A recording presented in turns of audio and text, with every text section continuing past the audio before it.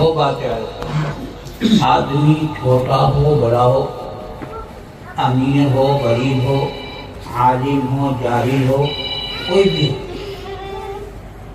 دو مرحلوں سے گزرتا ہے۔ کوئی بھی ان میں سے ایسا نہیں ہے کہنے لگے کہ نہیں میں ایک مرحلے سے ہوں، دوسرا مرحلہ میرے پہ نہیں آیا یا کہ نہیں آئے گا۔ کوئی شخص کوئی آدمی یہ نہیں کہہ سکتا کہ مجھے پوری زندگی میں بس غم ہی غم ملے ہیں، خوشیاں نہیں ملی۔ نہ کوئی یوں کہہ سکتا کہ خوشیاں ہی خوشیاں ملی میری زندگی میں، کبھی کوئی غم نہیں آیا۔ جہاں خوشی ہی خوشی ہے وہ جگہ جنت ہے، اور جہاں غم ہی غم ہے وہ جگہ جہنم ہے۔ اللہ تعالیٰ وہاں سے ہم سب کی حفاظت فرمائے اور وہاں پہ خلاصے کا اللہ تبارک و تعالیٰ ہم سب کے واسطے فیصلہ فرمائے۔ زندگی میں جب تک ہم ہیں ان دونوں مرحلوں سے ہمیں گزرنا ہے، کبھی غم ہوگا، کبھی خوشی، کبھی راحت، کبھی تکلیف، کوئی نہ کوئی چیزیں آدمی کو آتی رہیں گی۔ اسی لیے ہمیں سبق یہ ملا ہے اس سے کہ جب آدمی کو کوئی نعمت اللہ کی طرف سے میسر ہو، اس کے اوپر اللہ کا شکر بجانا ہے، اور اگر کوئی بات طبیعت کے خلاف پیش آ جائے اس کے اوپر صبر کرے۔ صابر شاکر دونوں کے واسطے اللہ تبارک و تعالیٰ نے جنت کا وعدہ فرمایا۔ صابر بھی شاکر بھی دونوں کو اللہ تبارک و تعالیٰ جنت میں داخل فرمائیں گے۔ اب اللہ تبارک و تعالیٰ کی نعمتیں ہے کوئی گناہ کر لے؟ بالکل نہیں۔ اللہ تعالیٰ نے کیسی کیسی چیزیں بنائی۔ آج ہی ایک جگہ آپ حضرات کے ساتھ ہی وہاں گیا، عجیب عجیب جانور دیکھے، میں کبھی وہ چیز دیکھے نہیں، بہت سارے جانور اس طرح کے ملے۔ اللہ تبارک و تعالیٰ نے ان سب کو پیدا کیا، ان کا رزق کیسے کیسے وہ اللہ تبارک و تعالیٰ نے ان تک پہنچایا، مجھے آپ کو جو دیتا ہے۔ یہ وہ باتیں ہیں میں جو عرض کر رہا ہوں، ایسی نہیں ہے کہ ان کو ماشاءاللہ سب کے سب یہ اہل علم کی مجلس ہے، میں تو ایک بس یہ سمجھے ایک جاہل سا ہی آدمی ہوں۔ البتہ آپ حضرات علماء ہیں، اس بات کے اوپر غور و فکر کریں کہ اللہ تبارک و تعالیٰ نے ہمیں جو نعمتیں دی ہیں، ان نعمتوں میں سب سے اونچی اور سب سے بڑی جو نعمت ہے مسلمان ہونے کے بعد میں اللہ تبارک و تعالیٰ نے وہ ہمیں کلام اللہ دیا۔ میرا مستقل اسی کے اوپر تذکرہ رہتا ہے، امیر عالم سے بار بار یہی کہتا ہوں، اور الحمدللہ میں رمضان شریف میں فون کے ذریعے سے ایک قرآن شریف کا سنتا ہوں۔ ابھی بھی اس کا کافی دنوں سے اصرار ہو رہا تھا، مگر پھر میں نے سوالوں کا ٹھیک ہے مانوں گا، مگر آتے ہی مجھے مہمان نوازی کے بجائے تم مجھے قرآن شریف سنا کہ قائد صاحب تک میرا یہ پیغام پہنچا تھا نہیں پہنچا تھا، من کو ان سے بھی کہہ دینا کیونکہ میں انہی دونوں کو جانتا ہوں، اور آپ لوگوں کے بعد ملاقات ہو رہی ہے، کیونکہ ان سے پہلے سے یہ قائد صاحب کے پاس آنا جانا تھا، وہاں سے ہی ان کو افضل کہہ دینا۔ تو پھر مجھے خیال آیا کہ معلوم کا کتنے دوری کا فاصلہ، غالباً 25 کلومیٹر کے آس پاس کے جتنا مگا نبھاؤ نہیں ہوتا، نہ میں وہاں سننے جا سکتا نہ وہ یہاں سننے آ سکتے۔ 25-50 کلومیٹر کا سفر ایک بڑا مرحلہ ہے، اس لیے البتہ بغیر میرے توجہ دلائی امیر عالم نے اس کو شروع کر دیا اگلے روز سے ہی۔ مگر بھائی اب کیا ارادہ، اب کیا کریں گے؟ گھر چلیں گے مسجد میں نماز پڑھ کے مغرب کی کہ جی اب میں پارت میں ہوں، مجھے بڑی خوشی ہوئی۔ الحمدللہ کل 13.15 پارے کے ہو گئے ان 5-4 ایام میں۔ آج کی جمعے کی جو چھٹی رہتی ہے، آج کی بچوں میں چھٹی ہوتی ہے، آج کی چھٹی بغیر ارادے کے، ویسے ان کا ارادہ تھا کہ جی گاڑی میں ہی چلتی ہوں، مگر نہیں گاڑی میں نہیں، نہ سنا جانے کا نہ سنا پانے کا، بہت سارے ذہنی دولت رہتے ہیں، سفر میں چل رہے ہیں، اللہ نہ کرے کوئی بات ادھر ادھر ہو جاوے، کوئی حادثہ ہو جاوے، تو میں نے کہا یعنی بعد میں صحیح बहरहाल कुरान शरीफ के ऊपर तवज्जो हो, हमारी तरफ कुरान शरीफ आम तरीके से याद रहते हैं, क्योंकि तरावी पढ़ते हैं, तरावी में कुरान शरीफ सुनाते हैं। अब मैं अमीर आलम को तो बराबर तवज्जो दिलाता हूँ, ये मुझसे उसका कहते भी कि नहीं हम अपनी 12 रकात अलग से पढ़ते हैं, उसमें कुरान पाक हम मुकम्मल करते हैं। माशाअल्लाह रखो मैं तो एतमाद ज़बान पे कर लूँगा, लेकिन वहाँ निगरानी होते हैं, यहाँ कोई आप की निगरानी नहीं करेंगे, आप अपनी निगरानी खुद करेंगे। हजरत कारी जमशेद साहब दामद बरकातुहुम दारुल देवबंद से ही मैं दारुल पहुंचा, जहाँ औरों से मुलाकात की। जब भी मेरी मुलाकात उनसे समीरा लिया है, मैं खासा 6 साल के लग गया है।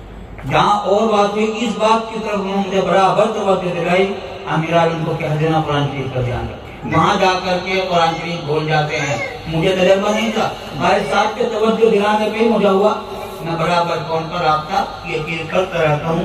आप सभी हजरात से आपने एक बात कही कि इकट्ठे करके और ये जलसा करना था, मैं समझता हूँ कि आपकी ही तवज्जो से अल्लाह ने मेरा ध्यान, मेरा खुद का ये था कि आप सभी को एक जगह बिठाऊं और मैं आपसे गुफ्तगू करूं। उस रोज आपके यहाँ दावत थी, वहाँ से मैं मौलाना हारून साहब से भी यही तबादला ख्याल किया। हम काफी देर तक अलग ही टहलते रहे, बस इसी एक बात के ऊपर गुफ्तगू में उन्होंने यही तवज्जो दिलाते रहा, यहाँ सिर्फ कारी फजलुर रहमान आपका बच्चा नहीं है, ये आपके बच्चे नहीं हैं, जो भी बच्चे हैं ये सब हमारे बच्चे हैं, और आप इनकी सरपरस्ती फरमाएं, को मुस्तकिल तवज्जो दिलाते रहेंगे कि कुरान शरीफ का मुस्तकिल दौर अभी वहीं बराबर जहान का मकान है। वहाँ जो मुअज्जिन है, मैंने बार बार मुझे बड़ी खुशी अज़ान पढ़ते हैं और नमाज को मैं वहीं पढ़ता हूँ, मगरिब और इशा तो वहाँ जाकर के इन्हीं की मस्जिद पढ़ता हूँ, लेकिन तीनों वो मुस्तकिल मुझे कुरान शरीफ पढ़ते हैं। मुझे बड़ी खुशी होती है। हालांकि शरीफ भी कुछ नहीं है, बस सलाम दुआ तो हो गई, एक जैसे को हो जाती है आपस में, इस तरह का कुछ नहीं। मैं बात रहा हूँ माशाअल्लाह में नसीब बताया कि अल्हम्दुलिल्लाह हमारा सभी का ये मामूल है कि अज़ान के बाद में नमाज के वक्त हम मुस्तकिल कुरान शरीफ पढ़ते हैं। अगर इसको भी हम देखा जाए सिर्फ 5 वक्त का नमाज के वास्ते, तो मैं समझता हूँ 1 घंटे ज्यादा लग जाता है। और 1 घंटा अगर कुरान शरीफ के ऊपर मेहनत है, फिर कोई मतलब ही नहीं है कि कुरान शरीफ बोल आदमी कच्चा बन जाए। इसमें बिल्कुल उसी तरीके से तरावी में अपना मुस्तकिल कुरान शरीफ को दौड़ निकालें, भाई अपना आप ही पढ़ें, कोई सुनने वाला नहीं है पीछे, न सही अकेला ही मैं अपनी 12 रकात पढ़ दूं, अकेला ही उसमें कुरान शरीफ पढ़ूं, और जहाँ अटक जाऊं, गलती आगे नहीं निकला जा रहा, कुरान शरीफ मौजूद नहीं, कुरान शरीफ में खोल करके देख लें। तो इसलिए मैं आपसे यही गुजारिश कर रहा हूँ कि इसके ऊपर तवज्जो रखें। कहने को तो हिफ्ज़ जो हम करते हैं, कराते हैं बच्चों, क्या कहते हैं, कितने दिनों में करते हैं कुरान शरीफ? बताओ, हिफ्ज़ कुरान शरीफ कितने दिनों में होता है? आपसे सवाल है कितने? ये नसीहत और बयान नहीं है, ये तो आपकी गुफ्तगू है कि कितने दिन लगते हैं कुरान शरीफ को हिफ्ज़ करने में। कहते हैं कि 2 साल, 2.5 साल, 3 साल। मैं कहा करता नहीं, 14, 15, 16 साल, और बागे को 20 साल। क्यों? ये बच्चे हैं ऐसे ऐसे, जब घर वाला काम छोड़ा हिल जाएगा। ये वक्त कहाँ लगाओगे आप? कुरान शरीफ हिफ्ज़ करने में इस वक्त को लगाओगे या 2 रकात पढ़ने में लगाओगे? कहाँ लगाओगे? कहीं लगेगा। 14-15 साल हो जाते हैं जो बच्चा हिफ्ज़ करके फारिग होता है। मैं आप कोई कॉपी में कोई चीज लिख रहे हैं और उसमें हमें 5, 7, 10 मिनट लग गई, एक बच्चा आया उसको खराब कर दिया, हम क्या कहते हैं? अरे मुझे इसमें इतनी काबिलियत नजर देने खराब कर दिया, उसका दुख हुआ। लेकिन 15-16 साल जो लगे हैं उसका हमें दुख नहीं हो कि कुरान शरीफ को हमने अपने सीने से निकाल दिया। अगर कुरान शरीफ निकल जाता है बच्चों, ये बहुत बड़े घाटे की बात है। यहाँ आना आप लोगों का बिल्कुल वो है ना, क्या फसीरत दुनिया बला गया, दुनिया का भी घाटा और आखिरत का भी घाटा। इसलिए इसके ऊपर मुस्तकिल तवज्जो दी जाए कि कुरान शरीफ में जर्रा बराबर कमी है, उसके ऊपर उसमें तरक्की तो होती चली जाए। कुरान शरीफ ही अल्लाह तबारक व तआला ने वो चीज बनाई है, वो किताब बनाई है, मौजूदा दिया है अल्लाह ने اپنے محبوب صلی اللہ علیہ وسلم کو، اور رہتی دنیا تک یہ معجزہ رہے گا۔ اس کو جتنا پڑھتے ہیں اتنی اس کے اندر حلاوت اور اس کے اندر مزہ آتا چلا جاتا، اور کسی بھی چیز میں اتنا مزہ نہیں آتا۔ اس لیے قرآن شریف کے اوپر محنت ہو، ہمیں جو بھی مل جائے ان کو پڑھاؤ۔ اپنے بچوں کا خصوصاً ابھی قائد صاحب نے قرآن شریف پڑھا، اس میں آیت آئی بس اسی کے اوپر اگر میں اس کے اوپر غور کر لوں کہ مجھے اس میں کیا سبق مل رہا ہے، اور اس کے آگے دوسرا لفظ یہاں سے عزیز و قریب تو بعد میں ملیں گے، لیکن بچے تو اپنے ساتھ میں ہیں ہی نہیں۔ اگر بیوی کوئی سے کی پڑھی ہوئی نہیں انہیں پڑھاؤ۔ بات تو لمبی ہو رہے ہیں مگر میں اسی ایک طالب علم میں حساب سے ہی گفتگو کر رہا ہوں۔ پر اللہ تبارک و تعالیٰ نے مجھے وہ چیز دی، اس میں تحقیق نعمت کے طور پر کہہ رہا ہوں، اللہ تبارک و تعالیٰ کا میرے سے شکر ادا ہو ہی نہیں سکتا۔ اللہ نے ان بچوں کو بنائے اور اسی ماحول میں رہ کر کے ان کی والدہ صرف پڑھنا ہی نہیں، اللہ تعالیٰ سب پڑھانا سکتی۔ یہ لڑکیوں کا جو مدرسہ قائم ہوا اس وقت میں بچوں کے میں تو وہاں نہیں تھا، بچوں کو بچیاں تھی ان کا دیکھ بھال ہوئی کرتی تھی۔ میں روز کسی ضرورت سے فون کیا، اس نے فون اٹھایا کر میں کہیں قرآن شریف کے امتحان میں کہیں جاتا ہوں میں وہ لفظ ضرور پڑھواتا ہوں۔ میں فون کیا، اب وہ جلدی آپ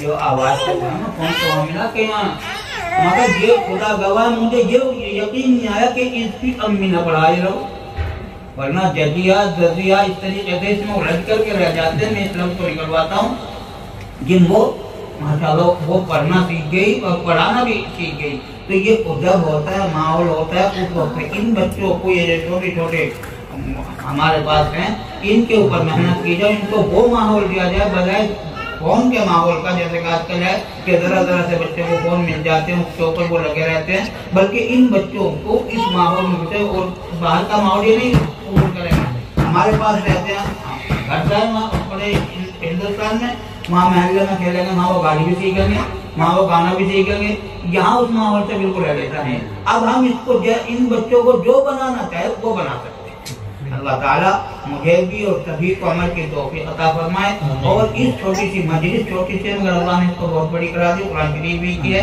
اللہ اس کو قبول فرمائے اور ہم سبھی کے واسطے اس کو ذخیرہ آخرت بنائے۔ وآخر دعوانا الحمدللہ رب العالمین۔